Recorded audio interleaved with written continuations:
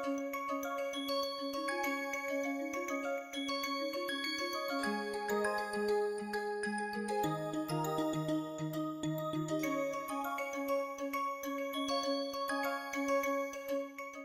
did see the video last time, right? You remember now. So, given n atoms in a molecule, each one has 3 degrees of freedom if you are in 3 dimensional space, 3n degrees of freedom, and then the center of mass of the molecule will remove how many? 3 of the degrees of freedom, right, which is the, you can move the whole molecule from place A to place B. Center of mass is what, center of mass of the molecule is what is moving, and that is not going to change the vibrational degrees of freedom. So, 3 translational degrees of freedom associated with the center of mass of the molecule is not playing a role in vibrational motion. Other thing is to rotate the whole molecule. If it is linear, the rotation about the axis of that linear molecule will not do anything. So, only you will have 2 rotations if it is linear molecule. If it is non-linear molecule, you have 3 axes of rotation. So, you have to remove the rotational degrees of freedom also from the system. So, totally 3n minus 6, where n is the number of atoms in a molecule, that plays the role for vibrational degrees of freedom if it is non-linear molecule. Is that clear?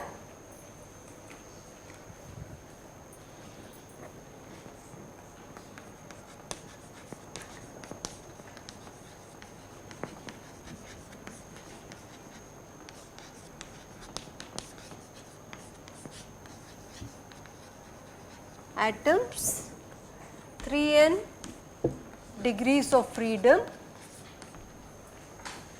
is total, and then 3 degrees of freedom is for translations, translational motion, 3 for rotational motion. So, 3n minus 6 is the vibrational degrees of freedom. Okay. If it is linear,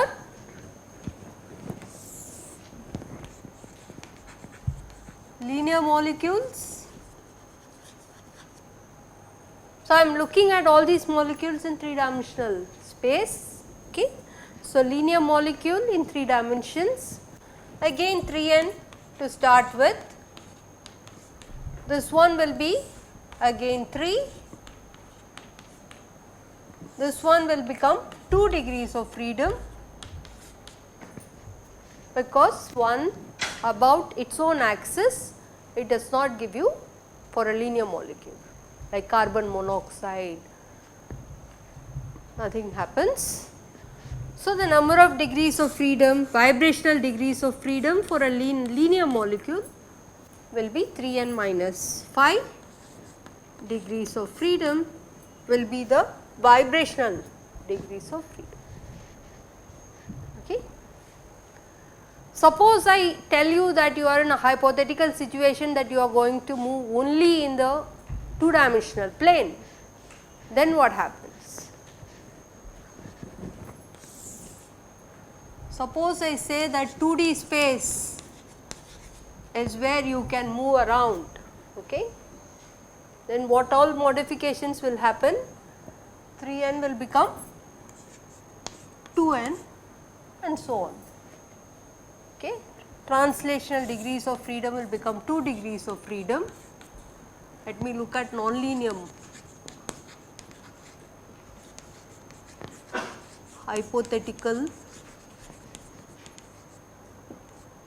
molecule. Okay. How many rotational degrees of freedom? 1. So, totally vibrational degrees of freedom for a molecule with atoms on a plane, let us say, will be non-linear molecule, is what I am taking it. It is on a plane, but not lying along a line, it is on some equilateral triangle or on a square, but it is just confined to the xy plane or okay. And we have seen various things pictorially or in the video, the relative motions of the atoms without altering the center of mass of the molecule are the ones where we have to also rotation, does not alter the rotations. Those are the ones which is going to tell you exactly whether there is stretching, bending, which are called breathing modes, asymmetric stretching, symmetric stretching. You saw some of these pictures on the video.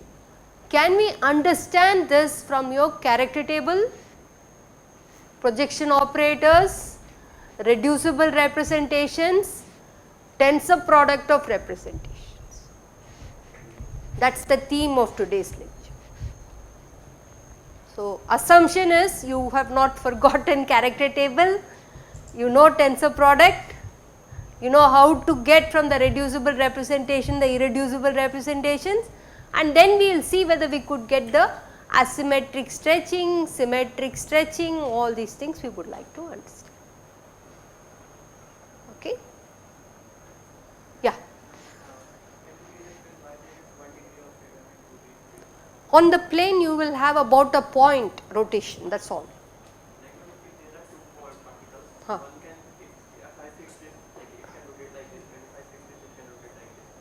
No, but you have to keep it on the plane, you are looking at it in 3 dimension. Just confine that I am on this floor, all the atoms are nothing beyond this floor, no going up or down. But still ma'am, if I can on the plane, like if particle is fixed, like one can rotate like this, other can rotate like this. If this no, those will be the relative motions. Okay.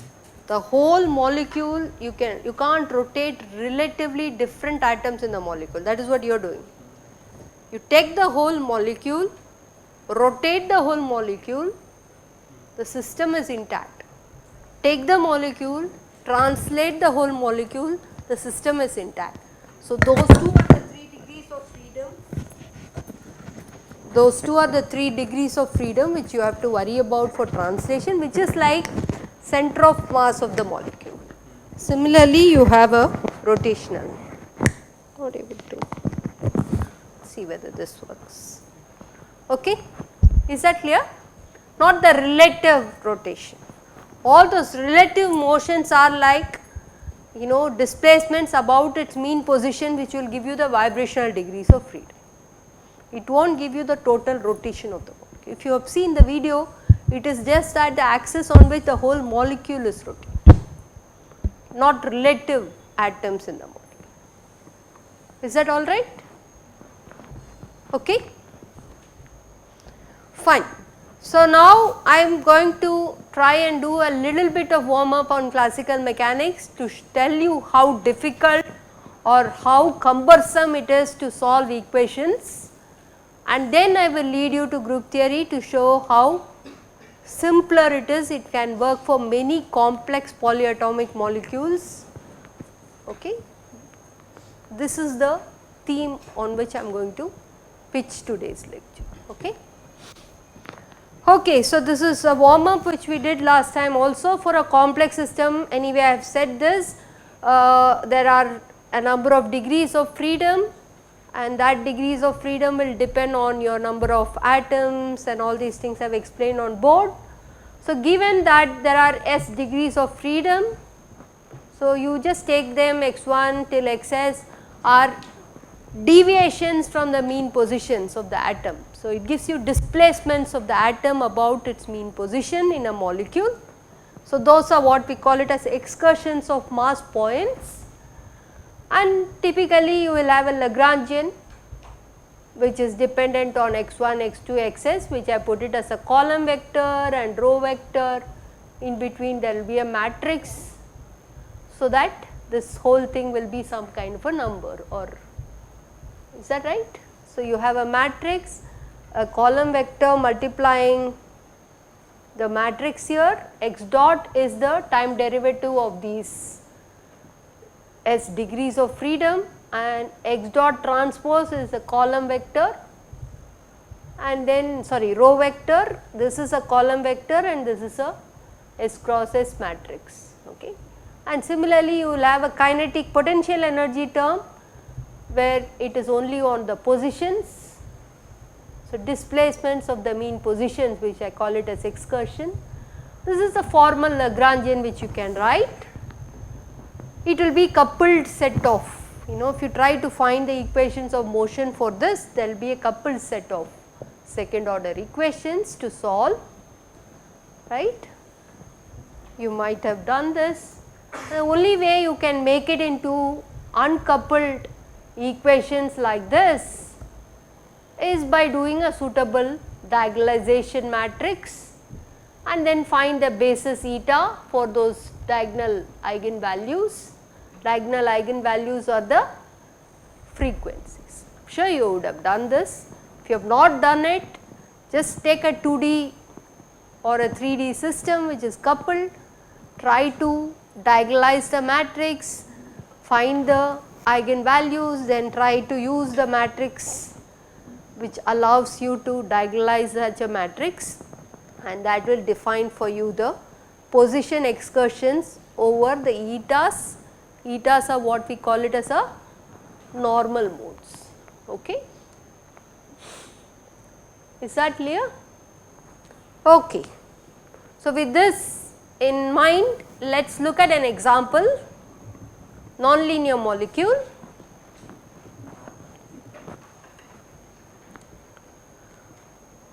Okay. So, I said overall translation molecule is eliminated by imposing that the center of mass of the molecule does not get displaced.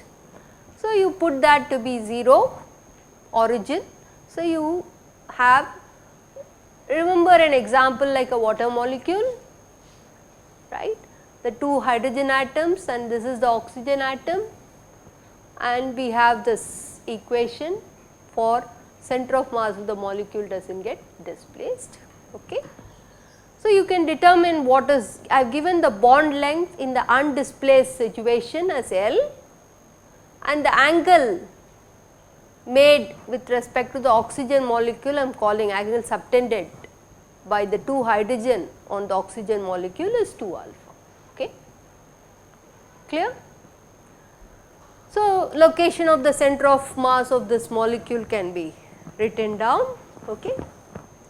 You can find that the x is 0 and y will have this, sorry z, I am taking this to be in the x and z coordinates. Okay. Okay. So, now rotation, this will clarify your question. Rotation of the molecule can be eliminated by putting angular momentum about center of mass of molecule to be 0, and if you try to use these two equations, you can simplify and write this constraint which has to be satisfied. So, basically what do we see? You have 6 degrees of freedom, okay. You have 1, 2 and 3 constraints, clear. So, essentially how many degrees of freedom you have with you, which will be the vibrational degrees of freedom, is 3 degrees of freedom. Okay. So, translation and one rotation puts 3 constraints on the 6 degrees of freedom. What are the 6 degrees of freedom? You have x2 z2, capital X capital Z, x1 z1. If I am looking at it in this, the y coordinate is remaining the same. If you take this, then you find that there are essentially 3 degrees of vibrations possible, and we are interested in looking at the 3 degrees of vibrations. Okay. So, I am also trying to show you how systematically you can solve these situations in classical mechanics, okay, so that you appreciate when I do the group theory that this is doable from group theory. Okay.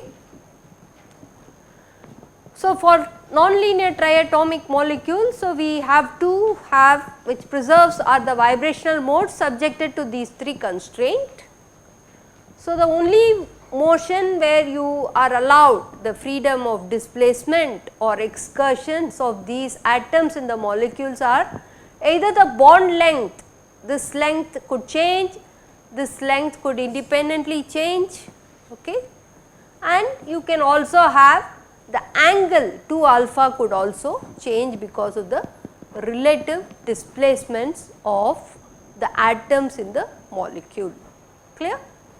So, these are the only possibilities which I can pictorially see here, which may not be visible when we go to complex polyatomic molecule, but let us understand in the simplest case and map it to group theory, so that you can believe in group theory for complex polyatomic molecule. Okay. So, bond length changes, this is one possibility which will be 1 vibrational degrees of freedom, and then you can also have the bond angle changing. Okay. These are the 2 possible deformations of the molecule without altering the center of mass of the molecule and rotational degree of freedom. Okay. Okay. So, how does bond length change? You can make this length to change, for example, here, which I call it as delta L1 is the change in length of the bond length between capital M and small m for this case, and delta L2 is the change in bond length for the mass with coordinates x2, z2 and the capital M with x and z. Okay. And you can also have a rotational constraint. Okay. So, in fact, this is given explicitly in Landau-Lifshitz mechanics book, in case somebody is, I am only giving the final equations here. If anybody is interested to derive these things, you should go back and look at Landau-Lifshitz mechanics. Okay. So, the rotational deformation delta 2 alpha, this is given by these changes in which involves x, x, z, okay, all the 6 degrees of freedom and the angle alpha. Okay. So far so good. Looking at these constraint of center of mass, angular momentum being about the center of mass being 0, you can try to rewrite the Lagrangian.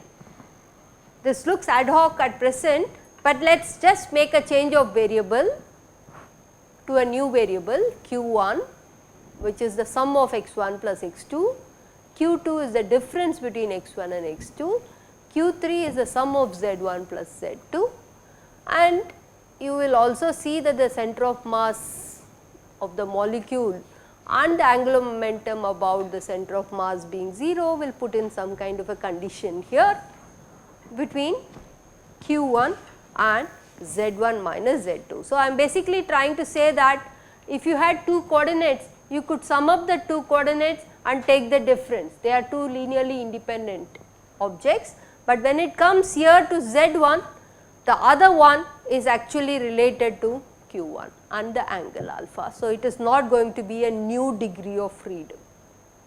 Okay. z1 minus z2 should not be a new degree of freedom, it is going to be constrained. So, q1, q2, q3 are essentially the 3 degrees of freedom which can capture the vibrations of this nonlinear molecule made of 3 atoms. Okay. To find the normal modes or actual vibrational degrees of freedom, it could be a linear combination of 1, 2 and 3, that I am not really looked at it right now. I just made a change of variable and then I can write for this system the Lagrangian. Okay. So, the Lagrangian will have a potential energy, there will be potential energy due to vibrations which involves delta L1 squared, another vibration with delta L2 squared, and there could also be a vibrational mode due to delta of the angle change. Okay. So, you will have those terms added into it. So, this is what I am saying, you will have a spring constant, it is all simple harmonic, let us take it to be small displacements, let us not do a violent vibrational modes are like small displacements about its mean positions. So, they will all be simple harmonic, okay. And let us take the spring constant due to change in bond lengths to be kappa subscript L, and another spring constant due to change in bond angle as another kappa alpha, and in terms of Q you can write the Lagrangian for the system. Okay. So, try and redo this, rewriting it for the system of 3 masses, you have 2 masses and a capital N. So, try to write it out explicitly, okay, and you will find that you have equations where you have a Lagrangian with q1 dot squared, you have a Lagrangian with q1 squared sin squared alpha, and kappa L is the spring constant for the change in bond length, okay. And similarly for q2 also you will have a piece which depends on kappa L, but you will also have a kappa alpha and so on. So, you have this. What do you do next? Given a Lagrangian, you try to find the equations of motion for q1, q2 and q3. This is what you will do, right. Everybody is bored, looks like everybody knows. So, good, if you know it, it is good, if you do not know, do not worry, but this is the cumbersome process in which a mechanics student, classical mechanics student works out the normal modes in, and I am sure they would have got problems in exams and for linear molecule finding the normal modes, yes or no? Yes. Okay. So, equations of motion for that Lagrangian. Interestingly, you see that this first equation is completely decoupled. It has no coupling to q2 or q3.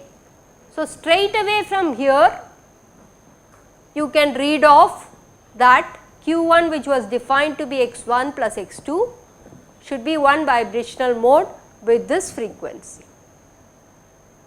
Okay. And again this equation has a coupling between q2 and q3, and this one has between q3 and q2. So, they are coupled set of differential equation, and you know how to solve it. What do? You write the determinant, you try to find a normal modes by diagonalizing such a matrix, right. So, I will leave it to you to check this. I will put this slide. I want you to check because it will help you to understand the group theory way of doing it. Okay. Right now it is still mechanics, whatever I have said. So, you see the steps I have gone through. I have gone through systematically, but it is a little tedious. You need to literally do these things to figure out that q1 is a normal mode with coordinate x1 plus x2, but what we will see is from group theory we can actually get x1 plus x2, and then because we have done this hard work you can appreciate x1 plus x2 is a normal mode I get from group theory. Okay? Is that clear? So, some of the steps of math I am not going through right now here because it is not a mechanics course, but anybody is interested you can come and bother me if you are not getting in between steps, but you can look at Landau-Lifshitz and you will be able to get these steps. Okay.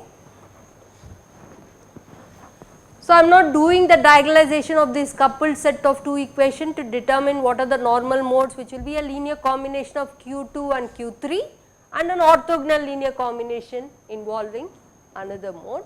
Okay. So, this I am not doing it now, and when you diagonalize it you will find two eigenvalues. If the two eigenvalues are different, then only you call it non-degenerate, right. Do you expect it to be different or do you expect it to be same for this molecule which we are looking at? V2V is the symmetry. The character table tells you that you should have only 1D reps. So, you better get all these eigenvalues to be different. Okay. It has to be different, it cannot be degenerate.